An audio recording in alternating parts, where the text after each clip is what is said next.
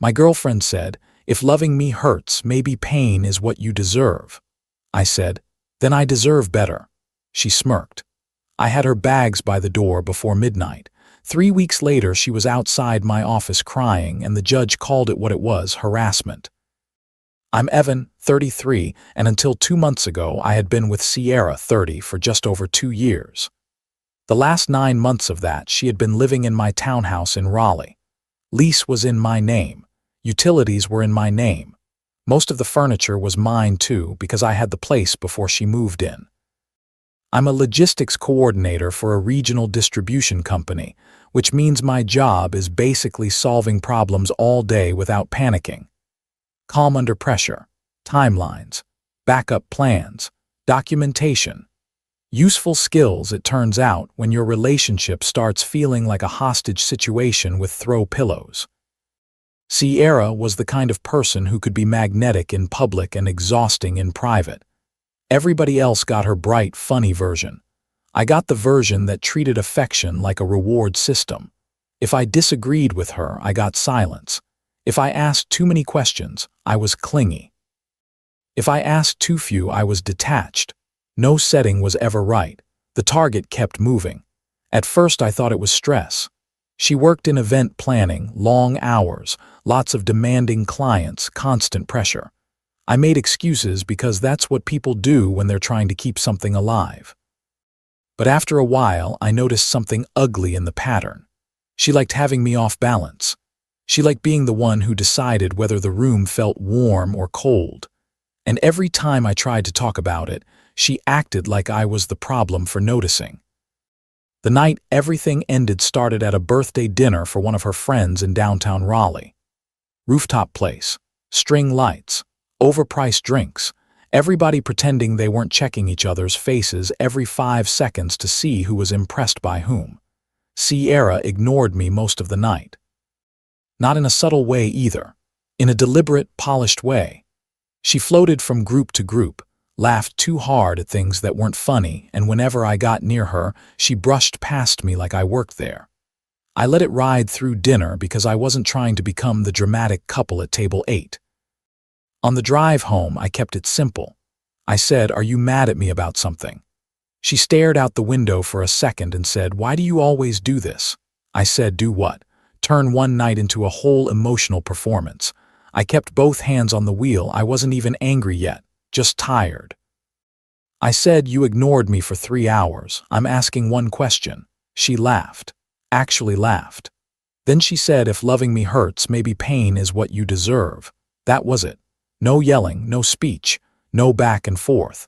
I pulled into my driveway, turned off the engine, and sat there for maybe 3 seconds. She was still half smiling, like she'd said something sharp and clever, like I would scramble to reassure her, like I always had before. I looked at her and said, "Then I deserve better." She rolled her eyes and reached for the door handle, thought it was another round. Another argument she could win by wearing me down.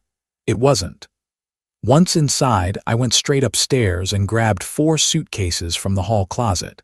She followed me, still talking, still annoyed, still acting like this was all about my tone and not her words. "Evan, don't start with this dramatic stuff tonight." I didn't answer.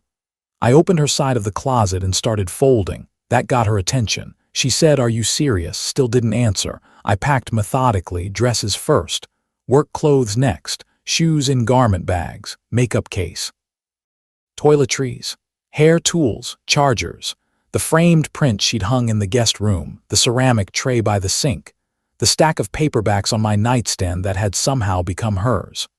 2 tote bins from the laundry room for the random extras, nothing broken, nothing thrown, no petness. Just organized removal. By the time the microwave clock downstairs read 11:47, every single thing of hers that I could reasonably gather was by the front door.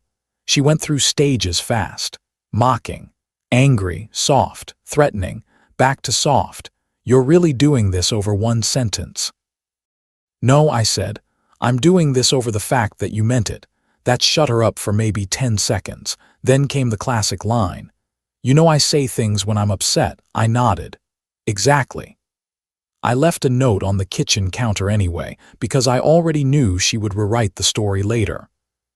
You told me pain was what I deserved. I don't agree. Your things are packed.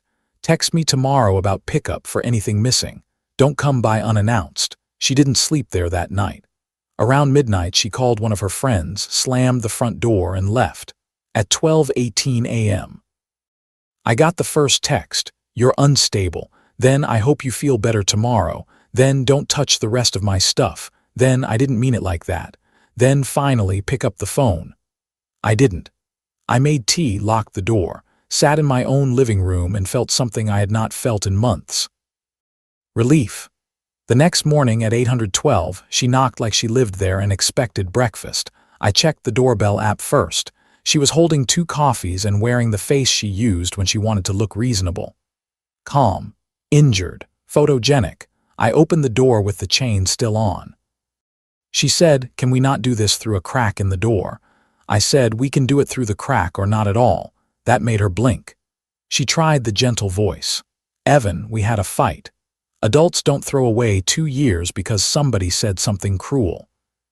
I said, "Adults also don't say something like that to a person who loves them and then expect breakfast." She looked past me and saw the bags lined up in the entryway. That's when it became real for her. "You're really not coming back from this, are you?" "No," I said, "I'm not." I handed her the small bag with her laptop and documents through the opening. She just stood there for a second, coffee cooling in her hand, like she couldn't believe the script had changed without her permission. Then she left. I thought that would be the hard part. It wasn't. 5 days later, it had turned into a circus. First came Kelsey, one of Sierra's closest friends. Unknown number. Noon on a Tuesday. "Hey, I know this isn't my business, but Sierra is devastated. You know she says wild things when she's emotional. Can't you just talk to her once?" I replied, "Once. She told me pain was what I deserved." I took her seriously. There's nothing to discuss. Kelsey sent a sad face emoji and a paragraph about Grace. I blocked the number. Then came Nalan, some guy Sierra worked with on venue setups. He found me on LinkedIn, which honestly annoyed me more than the message itself. It read like bad corporate mediation. "Hey man, not trying to intrude. Sierra seems really broken up. Might be worth giving closure if only so this doesn't become a bigger thing." That phrase stuck with me. Become a bigger thing. Like she was weather. Like I needed to adjust the roof. I replied she ended it with cruelty. I accepted it. That's the closure. He never wrote back. That same night my doorbell app pinged at 11:43 p.m. Sierra was on my porch trying her old key. When that didn't work, she tried the garage keypad. She still had the code. I watched the whole thing from bed without moving a muscle. She stood there for maybe 4 minutes, arms folded, staring at the door like it had personally offended her, then finally walked back to her car. Next morning I changed the garage code and had the front lock rekeyed. Cost me $185, worth every dollar.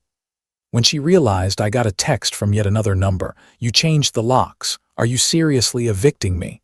I responded once. "You moved out the night we broke up. The lease is mine.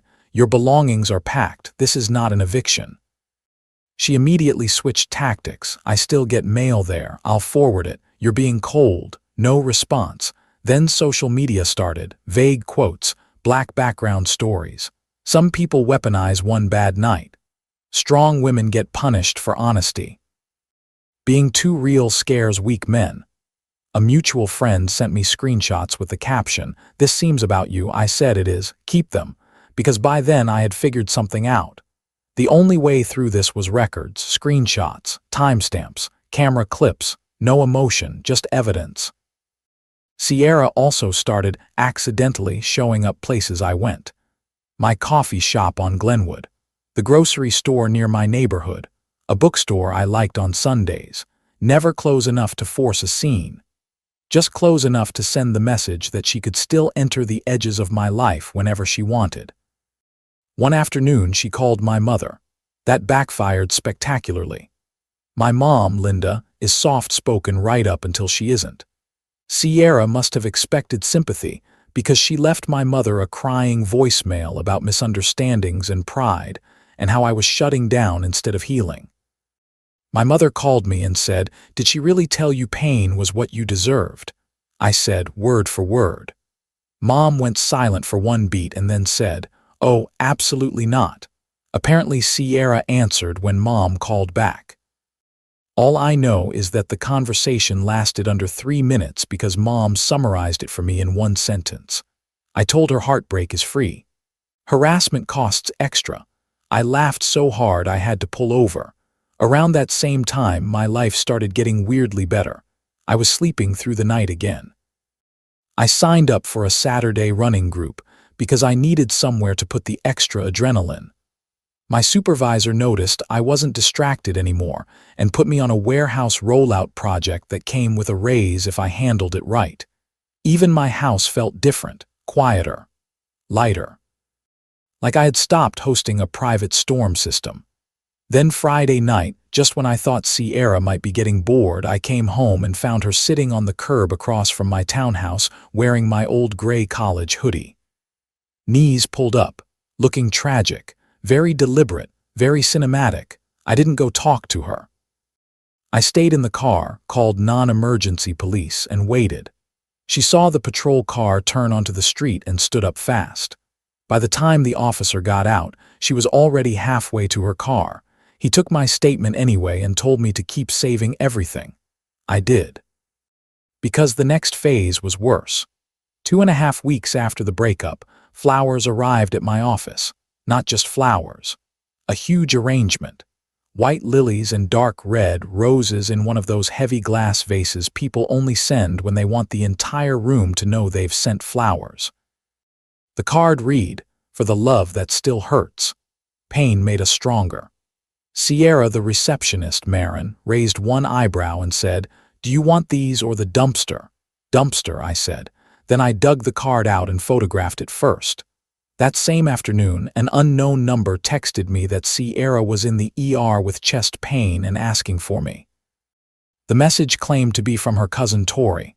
A year earlier, maybe even 6 months earlier, that would have worked, but by then the pattern was clear. Emergency. Guilt. Access. I called the hospital switchboard instead of the number that texted me. No patient by that name. I screenshotted everything and saved it to the folder I'd started on my laptop titled Sierra. A few days later, fake accounts started showing up under old Instagram posts. "Miss us. Tell the truth. You know why this ended." I reported them and took screenshots before blocking each one. A mutual friend named Paige texted me and said Sierra had been telling people I threw her out with nowhere to go. I sent Paige a screenshot of the original quote and my reply. She wrote back, "Oh, that's not the version she told." I said, "I know." Somewhere in the middle of all this, I met Brooke through the Saturday running group. She was a physical therapist, funny without trying, and the first person I'd talked to in months who didn't make basic communication feel like a trap. We got coffee after a run. Then dinner the next week. No labels, no pressure, just easy, which of course is when Sierra escalated. Brooke and I were at a small tapas place on a Thursday night when Sierra appeared at our table like a bad thought. I still don't know how she found out where I was. Maybe social media. Maybe one of the mutuals with loose lips. Maybe coincidence, although I stopped believing in coincidence with her. She was wearing a fitted black dress I had bought her for a wedding the year before. Hair perfect, makeup perfect, expression absolutely unhinged. She looked at Brooke and said, "So this is why you replaced me that fast." Brooke barely had time to process what was happening before Sierra picked up her own water glass from an empty nearby table and threw it across Brooke's lap. Not wine, not dramatic enough to stain permanently, just enough to humiliate. Enough to mark territory. The entire restaurant froze. I stood up and stepped between them. Sierra tried to lean around me and kept talking. "You made me look crazy, Evan. You did this. You wanted pain. Here, manager came over. Staff moved fast. Someone called police." Brooke stayed calmer than I did, honestly. Sierra kept insisting she only wanted to talk, only closure, Only 5 minutes. That phrase again. Police took statements. The manager offered security footage. Sierra was issued a criminal trespass warning on the spot and told not to return. That night, after I got Brooke home and apologized for every possible thing in the English language, I went back to my laptop and added another folder, police. The next morning I got the voicemail that finally pushed everything over the line. Her voice was low, not crying, not angry, just eerie. "I can see your kitchen light. I know you're home. You can't ignore me forever." That was it for me. I took the screenshots, the flower card, the restaurant report, the fake text, the LinkedIn message, the Ring clips, the curb incident, the fake accounts, and the voicemail transcript and went to the courthouse. I paid for a consultation with a local attorney first, $450, just to make sure I wasn't overreacting. He flipped through the stack, looked at me over his glasses, and said, "You're underreacting." We filed for a temporary protective order. It was granted pending a full hearing. Once Sierra got served, she switched styles again, suddenly apologetic, suddenly spiritual, suddenly talking about healing and misunderstandings and how she never meant to make me feel unsafe. She emailed. She had friends email. Her Aunt Marla, who had actually always been decent to me, called once and said quietly, "I'm not defending this. I just want to know if you're okay." I told her I was, that I'd like it to stop. She said, "I understand." That was the only outreach from her side that felt human. The hearing was 3 weeks later. I wore a navy suit I normally only dragged out for weddings and funerals. Brooke told me I looked calm. I said I felt like I was going to throw up.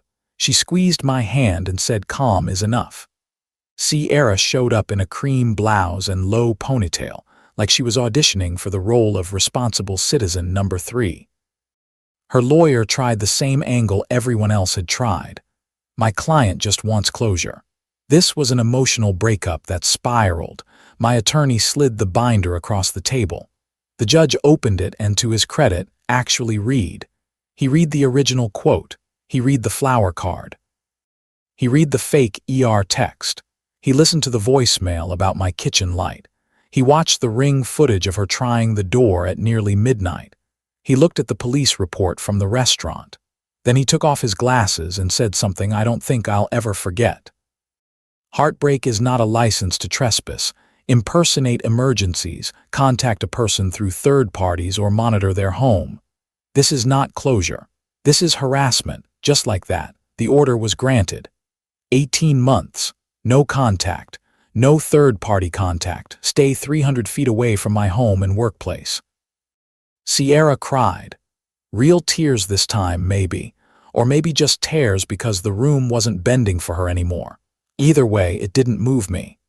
Outside the courthouse, she tried to turn once like she wanted me to come after her, to make it mean something romantic. I didn't. A month later, I heard through Paige that Sierra had started posting a bunch of inspirational quotes about surviving narcissists and reclaiming her peace. Fine. She can reclaim all the peace she wants, preferably somewhere at least 300 feet away from me. As for me, I got the promotion on the warehouse project. Operations supervisor. Better pay. Better hours. More responsibility, which turned out to be much easier to handle once my personal life stopped being a full-time emergency. Brooke and I are still together. Slow, steady, normal. She texts first half the time. I text first the other half. Neither of us writes think pieces about it. My townhouse feels like mine again. No tension in the walls. No waiting to see what mood is home before I walk through the door. And the biggest thing I learned from all this is simple. Some people use pain like proof. They hurt you, then call your endurance love. They confuse loyalty with your willingness to absorb disrespect. They say cruel things and expect you to translate them into something softer, because facing the truth would cost them control. Sierra wanted to believe love meant I would stay no matter how badly she treated me. She wanted the power to wound me and still be chosen. The moment I refused that deal, the whole performance collapsed. Love is not supposed to feel like earning basic decency. It is not supposed to feel like surviving someone. And the second a person tells you pain is part of the package, believe them the first time and walk. If you've ever dealt with something like this, comment below and tell me whether you think I handled it right. Don't forget to subscribe, like, and share, and let me know if you faced something similar or what your opinion is.